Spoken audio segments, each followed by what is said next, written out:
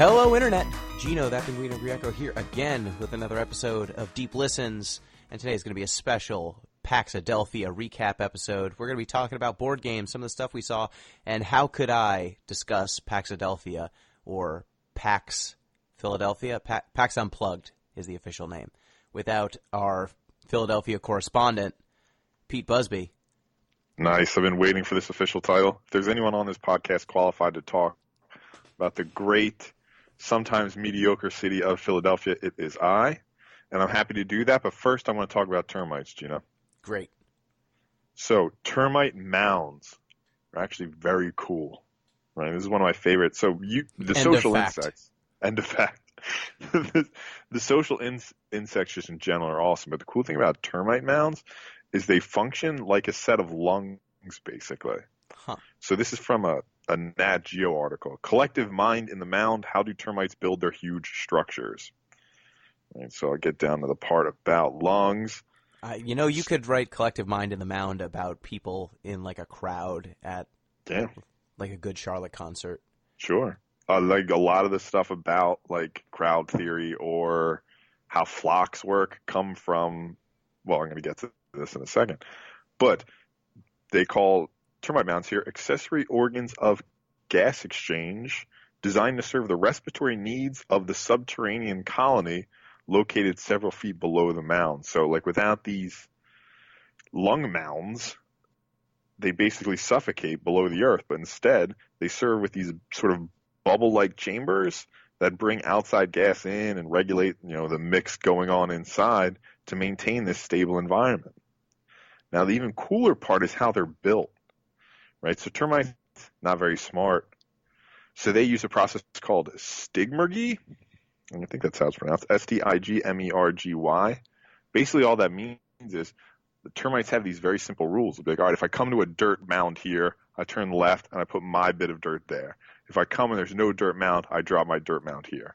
And just based on this simple set of rules, build these massive, huge, complex, incredible mounds. Termites are maybe the coolest insects in the world. End of fact.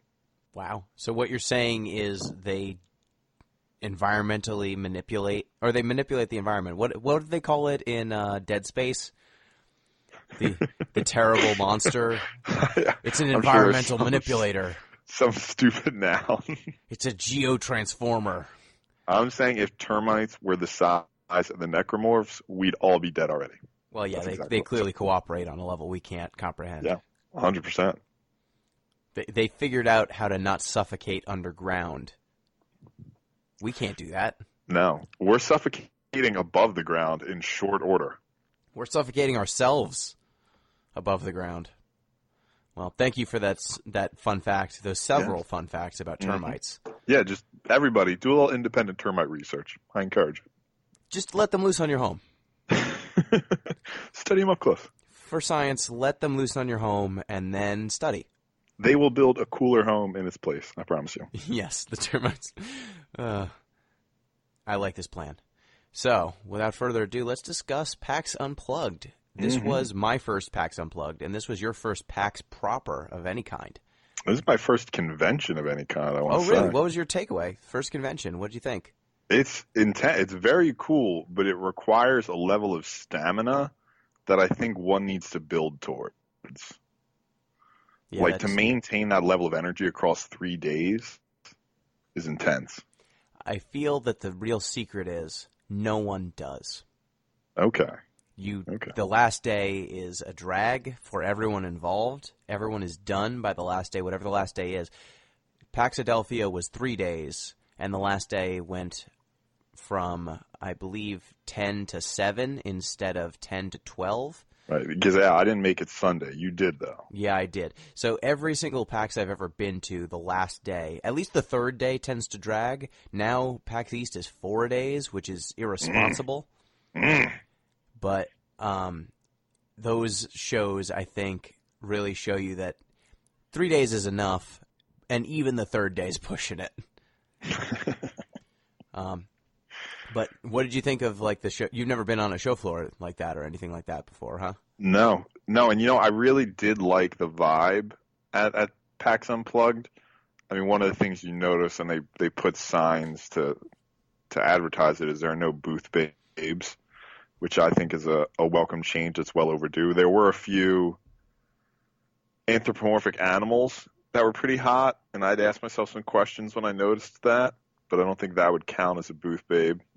No, I don't think so. No. And I'll say, as someone who's been to PAX East now for a few years, when comparing East to Unplugged, Unplugged was several orders smaller, and the show floor was probably half the size, I'd guess, and much quieter. Like, you can talk to a person at PAX Unplugged because it's board games instead of video games, and because the companies, generally you have to explain rules and do stuff like actually pitch someone. Right.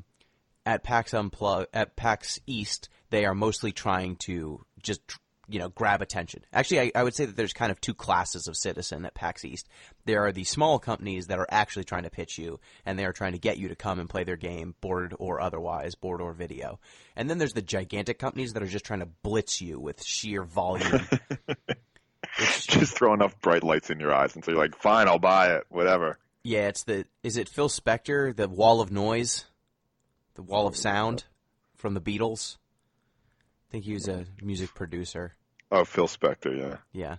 Yeah, they just hit you with the wall of sound. That is their driving modus operandi. And they just assume that you're going to show up and line up. So they kind of drown out at least half of the show floor. PAX Unplugged, though, you could go up, you could talk to someone, you could, chat about things other than their game because they've got time to kill. There aren't that many people. And if they're not actively running a demo, you can come say hi and see cool stuff. Now, I forget who mentioned this. I mean, we were talking to so many people, but we were talking about sort of the difference there and the need to sort of explain things. And they said something along the lines of, all right, well, basically if you go to a booth and they tell you this is a first-person shooter or this is a platformer, you're given enough shorthand in a video game context that you're like, all right, I can just sort of pick up and go.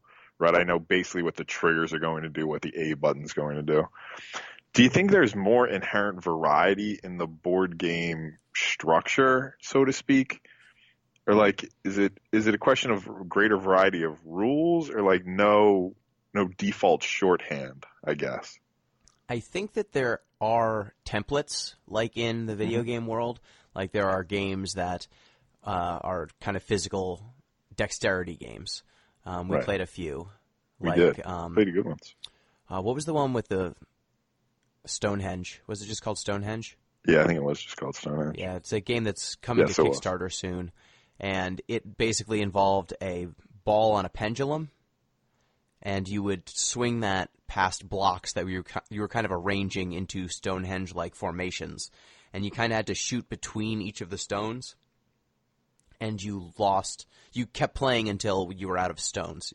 But you would kind of release the ball, try to put it between two stones, and then you had to place another stone. And it kind of gradually grew in size and became more complex, adding more risk. And it was a pretty cool game, but, it's a physical challenge sort of thing, It's a thing that once you understand the dexterity challenge involved in it, the rules become easier to understand. We saw a couple of games that seemed to boil down to Jenga, but different. Yeah, Reach for the Moon, I think, or Catch the Moon. Yeah, there was one it was stacking up a bunch of ladders, and it kind of felt like reverse Jenga. Yes. There was a game that felt like almost a Connect 4 board that you had to drop pieces into, and you kind of had to stack pieces of different shapes and colors. Just to get the name right, it was Catch the Moon. Catch the Moon, okay. Yes. Yeah, so there are games that definitely seem derivative of other types of games. There were some games that look like Mousetrap. You're assembling a big contraption, and then it plays from there. There are some that are very much Cards Against Humanity likes. Ugh. Yeah, I mean, what can you do? But there are a lot of games in that kind of subgenre now. But if you're not as well versed in board gaming, you might not know all of those different genres, and the finer details between each of these can make the games play completely differently. Yeah, and part of it might be, too, that they're not working within, the same controller. The interface itself will be different each time, so there's not that default action mapping, I guess, that a controller requires. Yeah, you could say that Risk and Twilight Imperium are in the same genre in some sense. They're like big strategy games. But Twilight Imperium has like 200 individual pieces, and every civilization is completely different. Whereas Risk, severely limited in comparison. But they are both kind of strategy games, strategy warfare games. So yeah, I think that it definitely does breed a little bit more diversity, and it was cool to see some games that were like just interacting with a person, just doing role play, and role play kind of governed most of the game as it was. Like we played a game called Fog of Love. Good game. I enjoyed that one a lot. That was really cool. It was a romantic comedy game, board game. And each player, it's a 2-player game, and each player plays as one person in a relationship. And you basically meet at a party, and a relationship will bloom. And then there are a bunch of different cards that each player can draw and play that will kind of say what events happen to you. And these events can end any number of different ways, and usually it involves players choosing what they think they would do in the given event, and kind of checking to see if they agree or disagree. And depending on how each player chooses, it will affect the amount of love you have for each other. There are different kind of personality traits that your character has to be true to, and balance being true to those with keeping the relationship stable and managing long-term goals that you're trying to achieve. So a lot of the game is kind of balancing, okay, do I make my spouse happy? Do I try to go for a particular outcome? Like, do I want this relationship to work out? Do I want to end up breaking up in the end? And how does that align with who my character is as a person? And it ended up being a very cool game. We both played it. What was your character's name? It was Dwayne Johnson. No relation to The Rock. Dwayne the Philosopher Johnson. And I believe mine was Stephen Charming. Yeah, that sounds about right. Yeah. I took your name. I ended up Dwayne Charming. Yes. And I believe that you ended up happy and I ended up in a loveless marriage. Well, yeah, I mean, look, we were partners. Whatever the end was, it was something partners. But you didn't like that, apparently, for whatever reason. Yeah, you there was a card that made it so you could... Yeah, I made you have an affair with me. Or against me? Yeah, you gained control of my character for a turn, and you made me have an affair that I didn't know about until the end of the game. So I couldn't play around it, and I was lining my character up for a specific outcome. And I was like walking the razor's edge, and I thought I had made it work, and then, oops, I had an affair. Yes, it was a surprise to both of us. Yes, it was. So yeah, my character got fucked in the end, but that's fine. I think it's worth mentioning the really weird distribution system they settled on for that game. Yes, you can only get it at Walmart.com. Not to plug Walmart, I think it's a shitty organization that does a lot of horrible things. But if you want this game, you have to go to Walmart.com. You could not buy it from the booth. No.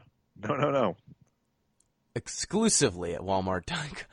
Yeah, that was a little bit odd, but if you can get a deal to get your game made, take it. Yeah, right. Do you? So the first day we got there, we played Fog of Love. We played a bunch of the offerings from the makers of Dragoon, which... Including Dragoon. Let me just get the name of the company.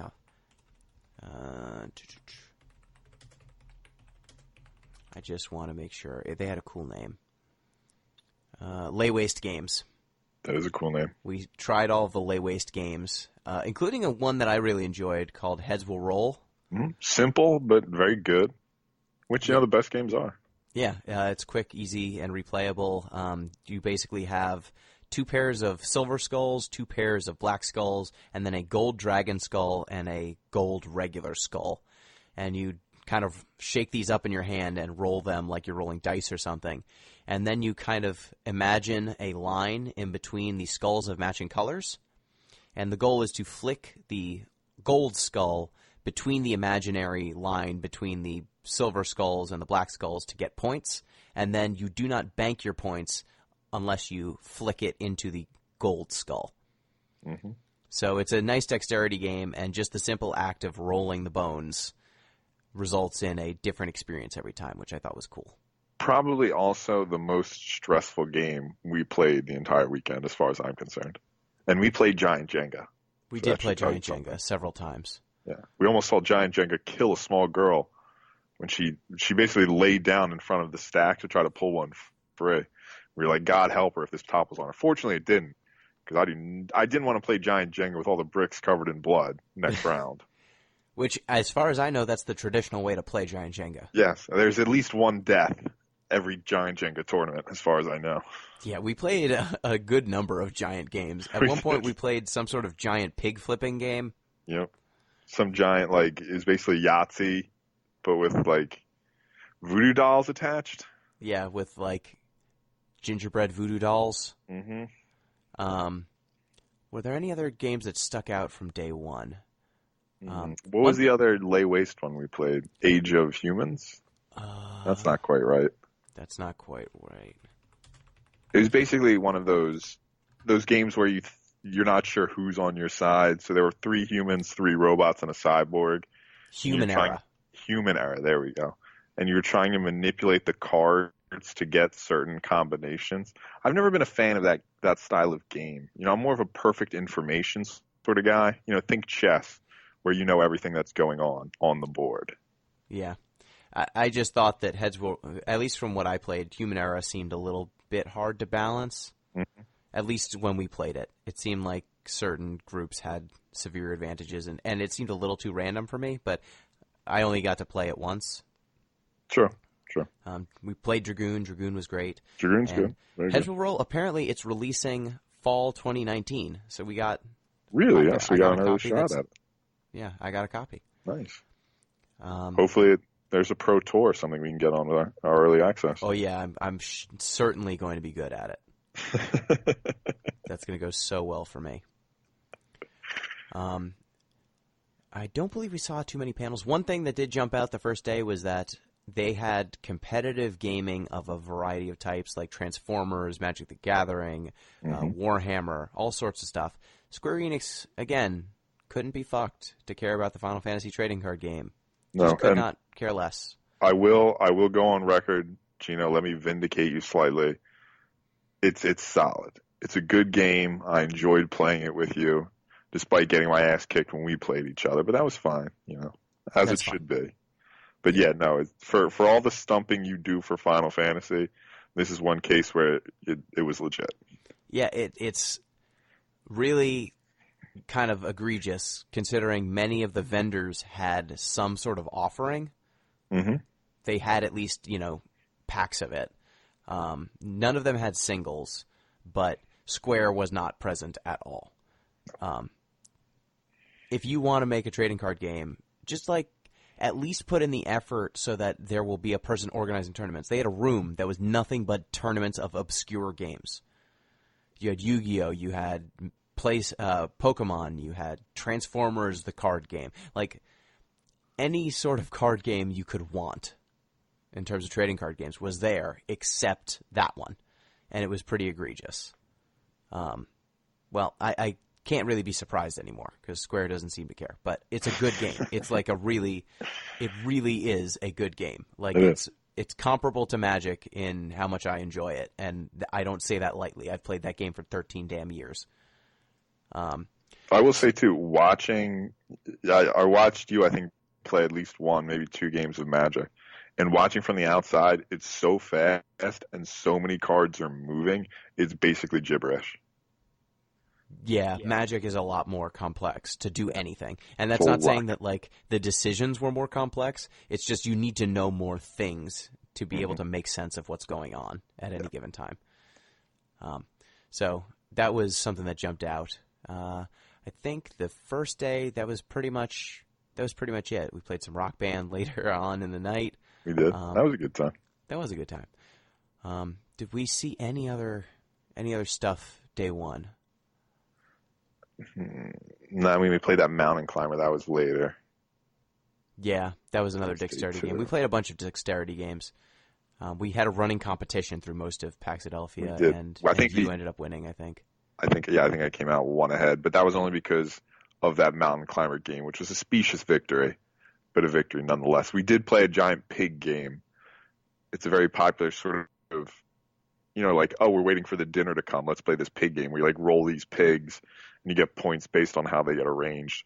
But apparently, some jerk popped the pigs. Yeah, how dare they? Were like, they weren't real pigs. They were inflatable, and somebody popped them. So by the time we came back around the next day, the pigs were gone. Yep. So I think one of the things that jumped out at me day one was just how well managed everything was at the Philadelphia Convention Center. Mm-hmm. Like, you could get from place to place very easily. You could find pretty much everything. The food at the convention center is terrible. Yes. There are very few options, but the food outside of the convention center is better. And I would say that unlike Boston, where the convention center is off, just surrounded by highways, and there's almost nothing good to eat within walking distance. Like, you can go to a Dunkin' Donuts, and then there's a couple of sit-down restaurants, but otherwise you're in the business district, and there's not very much. In Philadelphia, you've got good restaurants. You've got the street market. Yeah, so what you have is you have the Reading Terminal Market, mm-hmm. which is one of the culinary wonders of Philadelphia, really. If you just crammed a whole bunch of, you wouldn't necessarily call them restaurants, but a whole bunch of food vendors who make, a very specific thing where they're all very good at the specific thing they make. It's pretty incredible. If you ever get a chance, if you come to Philadelphia, it's worth checking out. Yeah, and then there were a couple of restaurants nearby that were also quite good. And it's right near Chinatown as well. Yeah, they actually managed to run out of food at some of the adjacent places by the end of the show, which was pretty impressive. Yeah, Philadelphia probably didn't know this was coming at them for the most part. Yeah, this was the second time they've done it, and apparently it was significantly bigger than it was the year before. But hopefully it'll get even bigger. I don't know. I think it's a good size. But it's a nice vibe. Like, they had space they weren't utilizing in the convention center, but if you pack it in too much at that point, it's just diminishing returns. Yeah, and I will say, compared to East, there was definitely a lot more people who were just coming and then sitting at the, like, rent-a-game section and just playing games with their friends and just chilling the whole time. And that was what they were there to do, They were just there to play games and not necessarily talk to every single booth or see every single thing. When you're getting these more esoteric games, you need to come to a place like this if you want to get enough people. Exactly. So we saw people with a ton of looking for group signs and stuff like that, and they have D&D available, they have role-play stuff. So I think that the selection was actually quite good, even as someone who, I'm definitely more of a video game person than a board game person, but I was not bored, There was plenty of stuff to see, plenty of stuff to do. Mm-hmm. On the second day, we played that mountain climber game, what was the name of that one?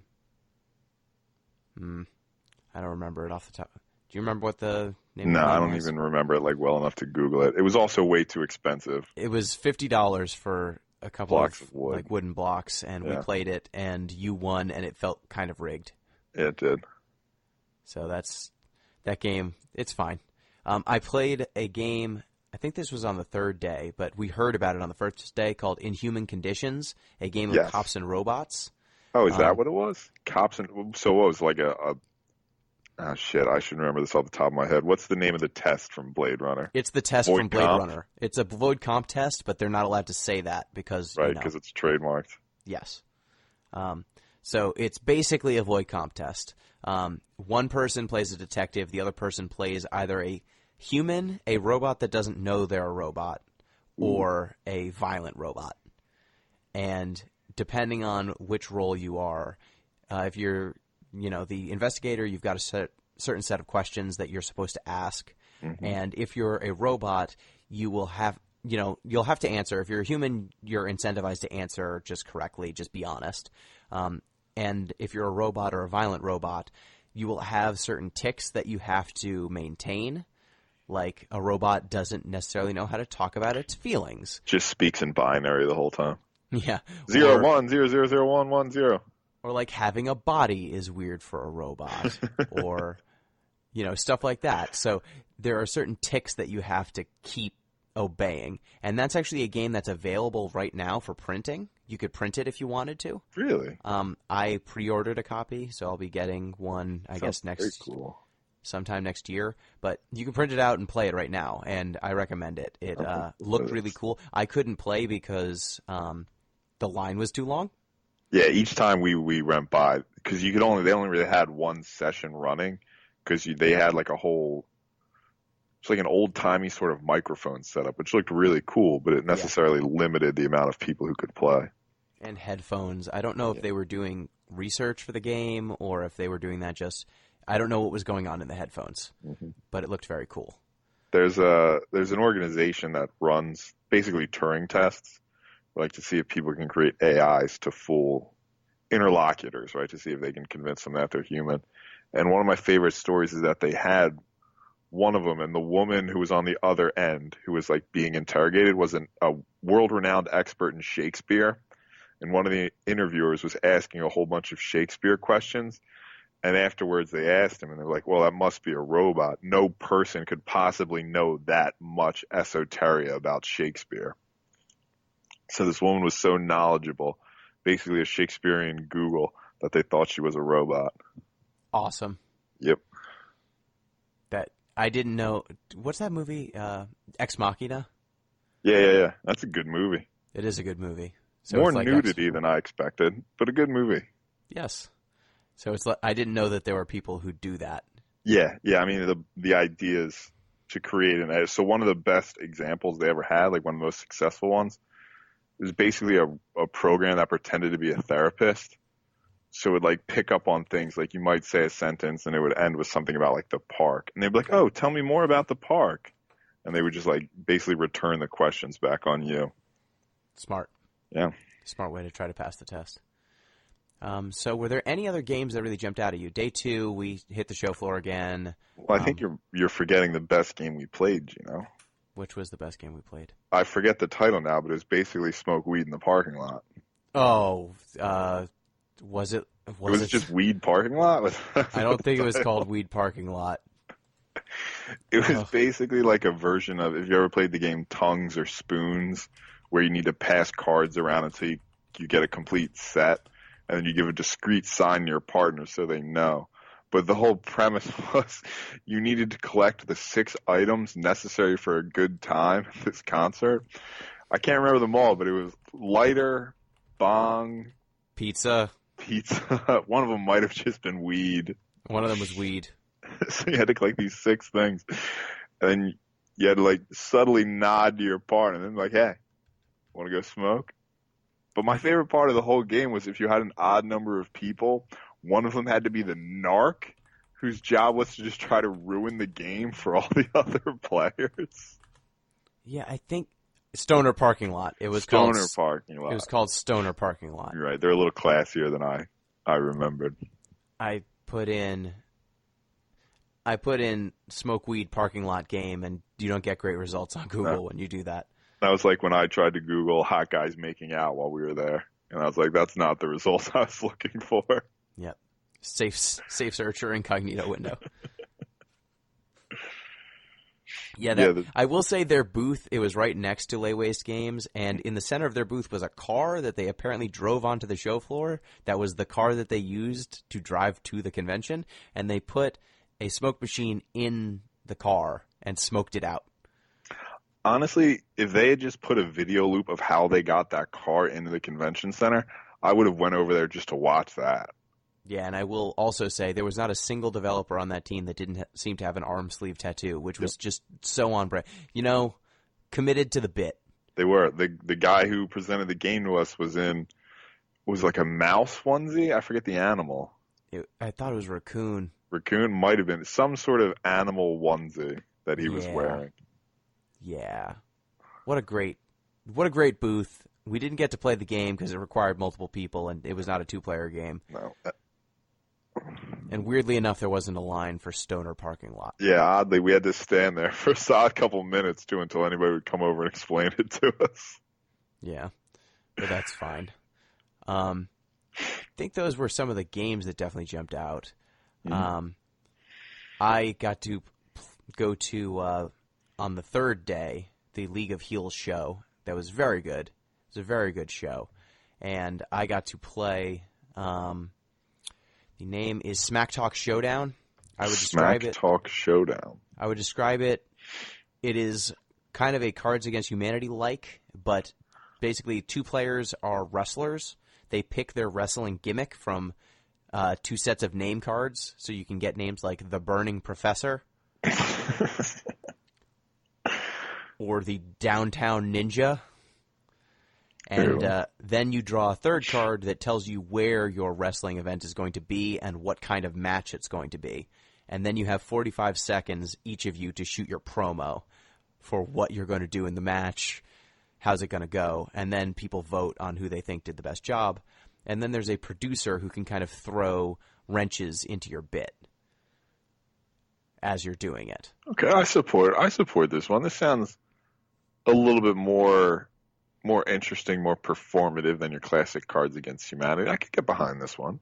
Yeah, it was good. It was great for League of Heels because they played the game. They had people come out in their normal gimmicks, and then they would have to adjust.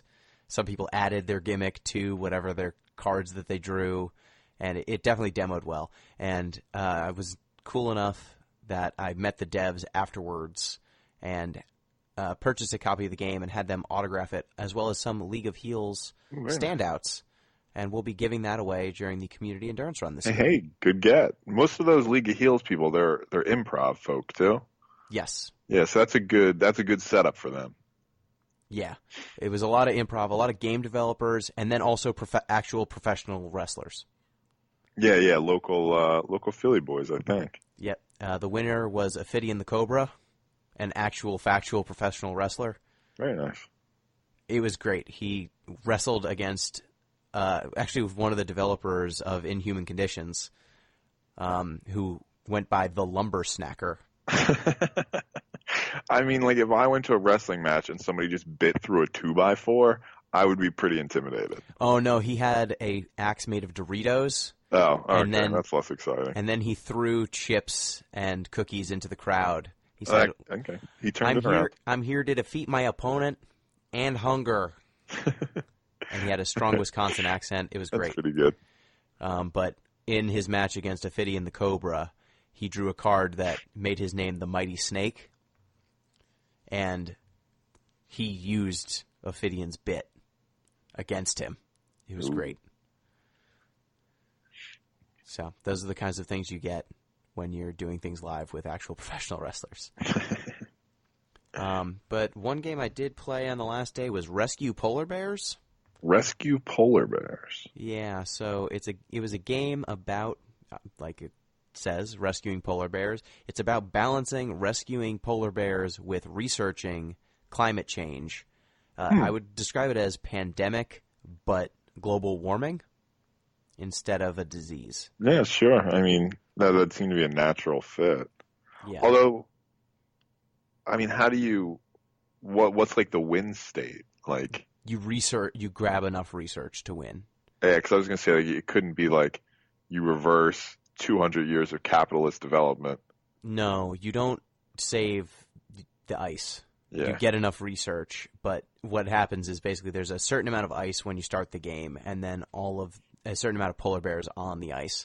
And over time, the bears will reproduce and make more bears, and the ice will melt because the temperature is increasing. Right. And you need to basically try to balance rescuing these bears with grabbing research, because the research will kind of be strewn about the board, and so you're juggling these two things.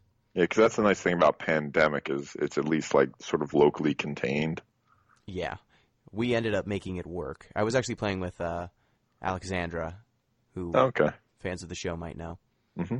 But yeah, Xandra, and we actually kind of min-maxed it. I picked a boat that couldn't carry bears but was very fast and could get around the board very quickly, and Xandra picked a boat that could barely move but could carry like 3 or 4 bears at a time. Gotcha. And so we kind of juggled. And we played with a third person as well. So I think that's kind of it for Paxadelphia. I would say it was definitely a cool experience. It was definitely fun to head down to a new city, and I had not really spent extended time in Philadelphia, so that was cool. And I got to have a really cool experience because I commissioned you some art. You did, and I've seen it. You've sent me a preview, and I'm very excited to get it in person.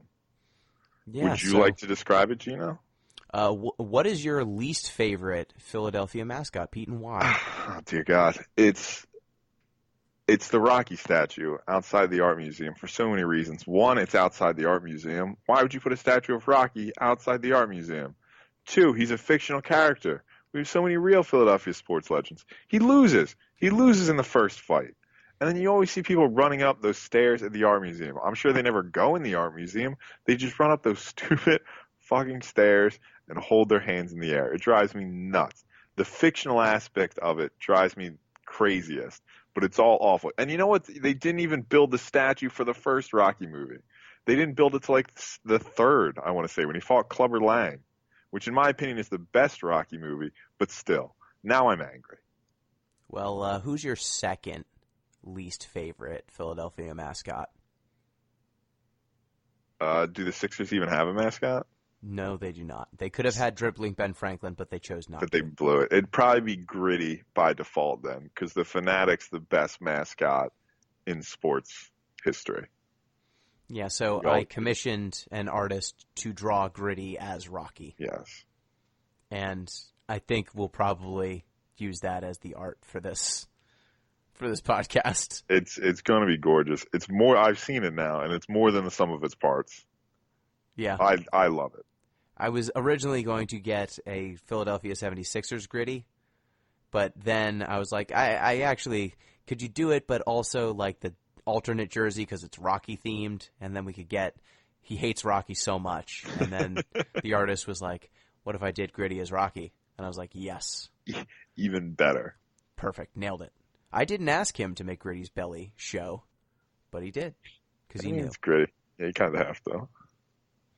All right. Well, I think that's it for our Paxadelphia recap. I had one more small note, Gino. Go right ahead. We have to talk about capitalism whenever we. Please do talk about capitalism. So, right, we've talked before about how sort of the distribution apparatus is set up that you have to sort of play ball in order to get your stuff out there, right? Like if Hasbro picks up your game, a lot more people are going to see it. So it was nice to see some sort of more independent, I mean, if you're on Walmart.com, you're not that independent, but some more independent distributors. But then my question is there a certain point, like is it more of a bell curve? So like if enough people want to go for it, you're going to be on the capitalist apparatus. But if you go low enough such that you're making games for basically individual people now, the only way to do that profitably would be to have a sort of algorithmic setup. And the only way to do that would be to have the sort of resources of another capitalist monolith.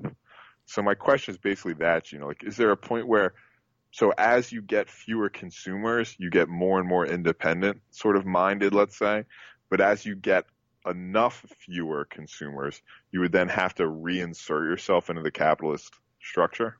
Well, you kind of have to, at the point where you're not getting very many individual purchasers, you have to be supporting yourself with Patreon or Kickstarter or something like that. Like if you get a game kickstarted, then that will hopefully pay for your development costs and for some of your production costs, right? Which will, keep you alive while you're making this game and getting the game out the door, which, there's the mindset where I need to make a ton of money and profitability and retire, but there's also the mindset that I just want to keep being able to work and do what I love. So I think you can do that with Kickstarter or Patreon because that allows you to have individual people who support your games at a level far beyond $50 a game. Right. They can support you as a developer in a way that otherwise would not work. Now, of course, you're probably relying on the infrastructure of Patreon or Kickstarter, which are large companies, but they are at least a little bit more democratized than, trying to go to big box stores or trying to negotiate with a large corporation directly. Yeah, I'm just thinking, right, like you see some of these developers and they're making sort of more niche games. Like something like Inhuman Conditions is going to appeal to less people than something like Trouble. But I think once you get to a level of potentially making bespoke games, at that point it's no longer worth it for a small developer unless your price point rises substantially. Though it's worth mentioning that something I actually discussed with I believe the developers of Smack Talk Showdown is that since Cards Against Humanity has come out, they have kind of created a pipeline for making games that have similar pieces to cards. You know, getting card stock, getting the boxes, getting the size of the boxes, like all that stuff. They actually have a pipeline that is usable by other companies, and so that pipeline and using it is a lot simpler to negotiate than negotiating with Hasbro. You know? Yeah, that makes sense. Yep. All right, so that is it for our Paxadelphia discussion. Thank you, Pete, and thank you for hosting me. And Gino, thank you for letting me tag along. I appreciate it. Of course. And thanks to all of our Paxadelphia buddies who we hung out with, and hopefully next year, if we're there again, we will definitely be at PAX East. But, you know, if you see us walking by, feel free to say hi. Yeah, absolutely. We met a lot of very good people. All right. Till next time. Peace.